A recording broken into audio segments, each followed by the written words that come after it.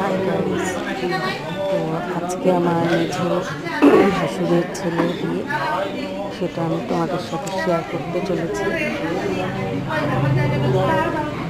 তো আমরা সবাই বরযাত্রী গিয়েছি। এখানে আমার যা মেঝো যা সবাই আছে। আমার কন্যা, এই যে আমার কন্যাকে দেখতে পাচ্ছ। তখন বাসি বিয়ে পর্ব চলছে, বিয়েটা করেছে রাত 1টা বাজে।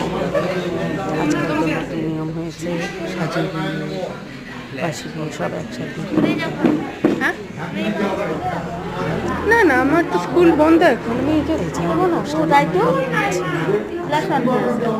করে দিয়েছে, এখন তো আর বন্ধ করে দেবে না।